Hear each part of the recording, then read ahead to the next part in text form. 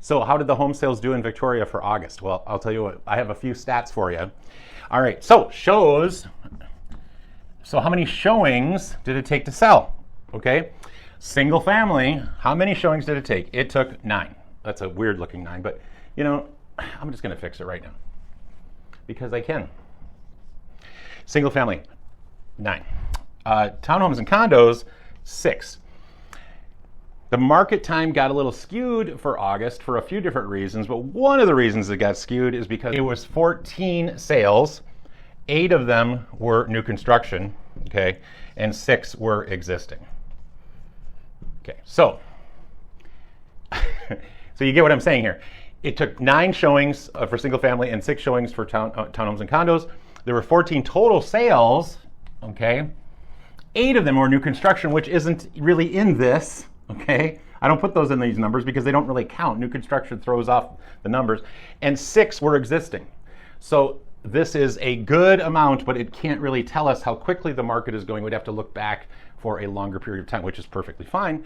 We would look at July and June and so on and so forth. But August alone in Victoria was not an impressive month for selling existing homes. A pretty good month for new construction, however. Quick question for you. Are you curious about the value of your home? If you are, I have just the thing for you. Just scroll down below where you're watching the video right now, and then where you'll see free market value report. And you click on that link right there next to it, and it will go to this website, which is my website. You'll type in your address, and then you'll push that green button.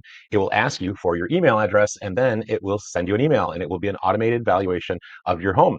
The only other person who knows that you did it is me, and I'll keep it quiet. I will send you a thank you, however, but other than that, no one else will know. So now when we look at the last couple of months, what's happening in Victoria when it comes to existing single family homes and townhomes and condos as far as discounts? Are sellers having to discount to sell their homes in Victoria?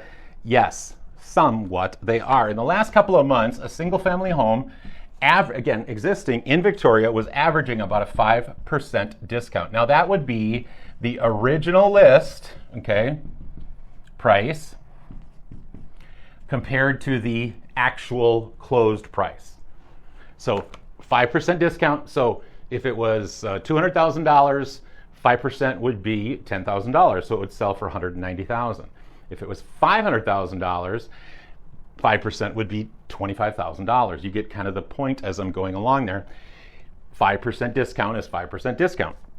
Now, townhomes and condos, interestingly enough, there was a 3.2%, or there has been a 3.2% discount. So by the way, this is a negative.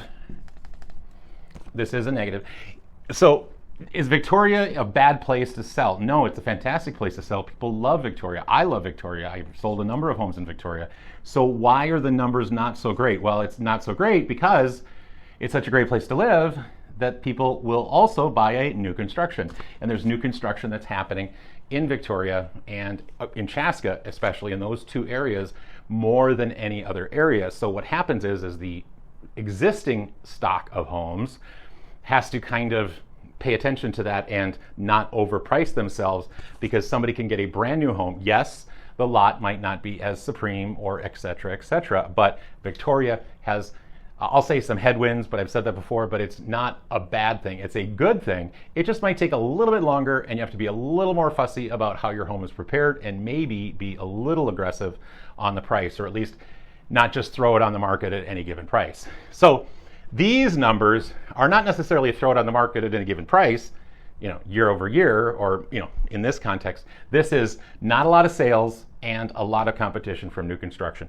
Not that Victoria is a bad place to be. And of course, Victoria is a fantastic place to be because my lake, Stieg Lake, was there. One thing I did want to point out, by the way, because it is forgotten in this number, new construction. Well, what about new construction? Do they ever discount? The answer is yeah, they actually do. On average, through this period of time, I did some numbers, and on average, from the original list, builders were taking about a 2% discount. Now, we can apply any amount of logic or unlogic, dislogic, illogic to this number, but new construction, okay, mostly single family, but some townhomes and condos, townhomes especially. 2% was the average discount for new construction in Victoria for the last couple of months.